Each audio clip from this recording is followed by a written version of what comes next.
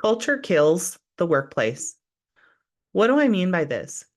You see, culture isn't just what organizations say, it's what employees experience daily. So leaders might say culture is one thing, but we have to look at what do people experience day to day when they go to work? Because burnout rarely comes from one major event.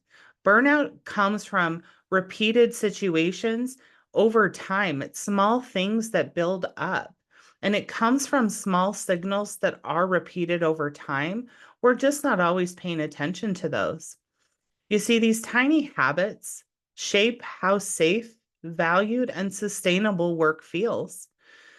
Because if people do not feel safe, they're going to have a harder time getting work done. So we have to create a psychologically safe place at work and a culture that's safe.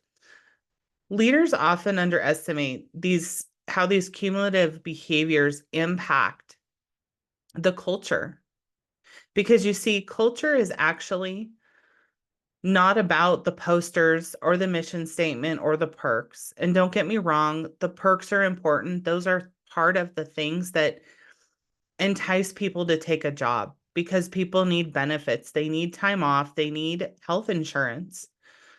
But it's so much more than that because culture is the pattern that people observe every day.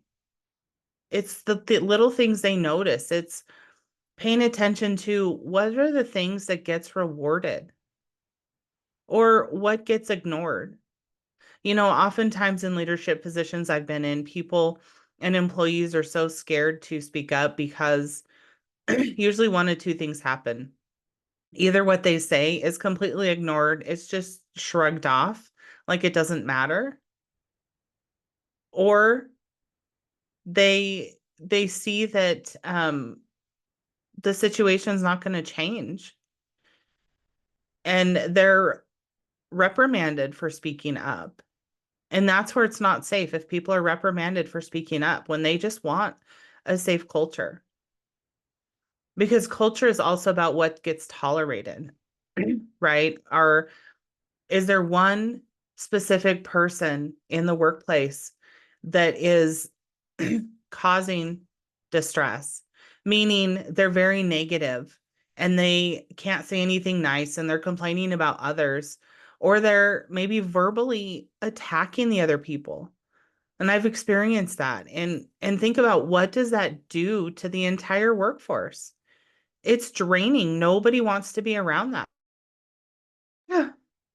And so as leaders, we need to pay attention to these small signals that the culture in our workplace is quietly being damaged, right? We need to pay attention to things that are constantly urgent and how often there's last minute changes because a sense of urgency does not provide a sense of safety.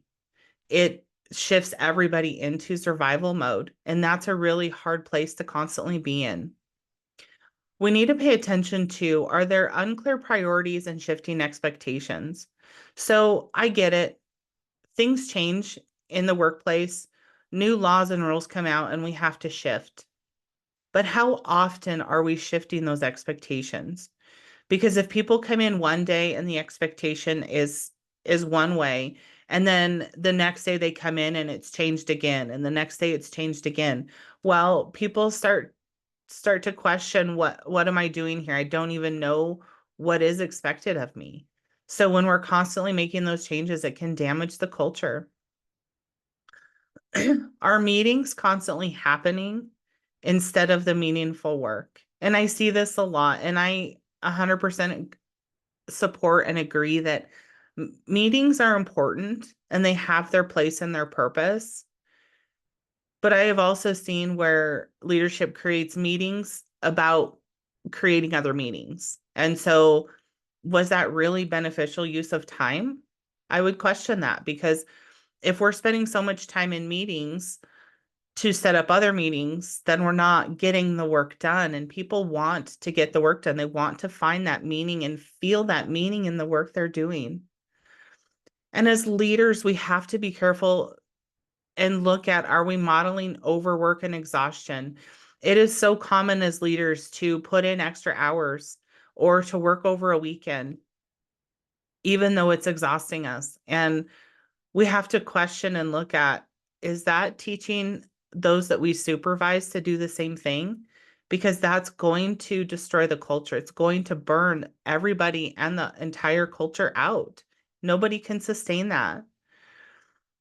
And last, we have to look at, is there a lack of recognition for sustainable efforts? So are we rewarding and recognizing those who work long hours and are exhausted?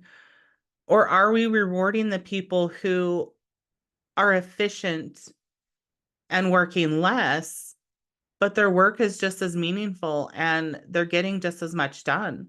Which culture are we trying to support? Because one is going to burn everybody out. Nobody's going to be able to do the work, right? It's going to take a toll on their health, while the other one is supporting a sustainable life. It's about having that work-life balance and being able to do the things that people want to do. And so we have to look at what are we recognizing and giving rewards for? Because these small culture signals do matter, right? We have to pay attention to them because as leaders, we have to recognize that employees adapt their behaviors to match what we as leaders model. And I have seen this time and again. I recall one time being told that as a leader, it's okay to wear jeans one day a week, but rotate that week. Rotate which day of the week you wear it, right? So the same clients don't always see you in jeans. And I do like that advice because in the behavioral health field, we also need to be professional. But what I watched happen was everybody I supervised all of a sudden showed up in jeans every single day. And so we have to be cautious that people follow our actions as leaders more than they follow the words that we say. And so we want to make sure that we're in sync with that and that we're modeling what we want. We also have to recognize that there are repeated stress signals, which can create this constant pressure on other people and on the team as a whole, right? As that culture. And so recognizing and looking for what are those stress signals, right? The most common ones I've seen is people start to isolate in their office and they don't enjoy socializing with colleagues anymore, even on 5-minute breaks. Or as soon as, say, their last client's out the door or it's 5 o'clock and they're supposed to be off work, they leave whether they've finished their work or not. Those are signs that there's this chronic pressure going on and we need to look at it. We want to watch that psychological safety isn't declining because expectations aren't consistent. We've kind of talked about that, but psychological safety in the workplace is and should be of utmost importance. People need to know what's expected and they need to know it's reliable, that it's not going to change day and day. They understand when things do come up and they will adapt when there's open communication. But we have to be cautious because over time, with these small stresses and these repeated situations, that employees will eventually disengage or leave if the culture is not staying positive, if it's not turning back around. And that's the last thing I want to see. I don't want to see employees continue to leave because they're burnt out and they don't know what is expected at their job. And so let's talk for a minute about how we can make small changes to improve the culture. Because one of the things I have seen in my career is huge changes are not sustainable and they don't work. But it's when we start to make small changes that we can sustain that provides this positive culture and a sustainable workforce because people know what's expected and it's small doable changes feel possible.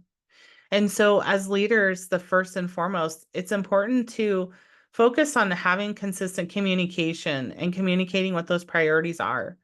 Open communication.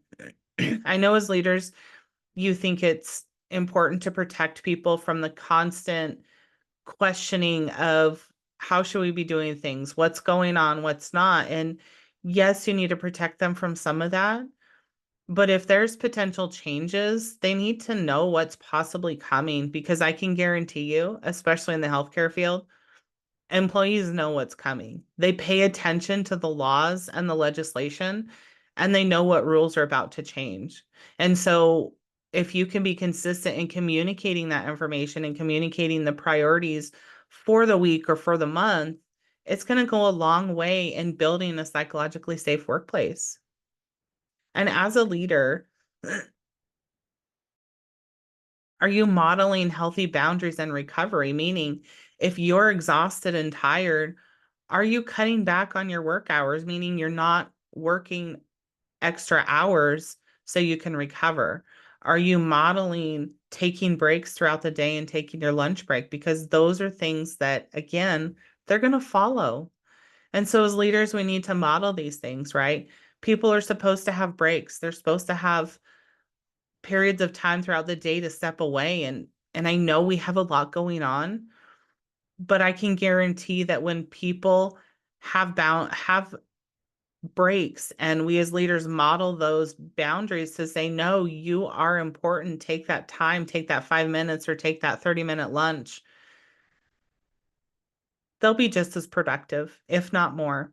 And as leaders, are we recognizing the effort and contribution, right? We spend so much time correcting behaviors to make sure people are doing the job the right way. But are we putting in just as much, if not more, effort in recognizing those contributions, right? A lot of people talk about in leadership trainings to make sure that for every correction you give, you bookend it with something positive. And I think that's so important. People need to hear the positive more than they hear the correction. And are we creating predictable workflows and expectations for people, right? If the workflows are not seamless and clear, work is just going to be clunky and it's going to be difficult.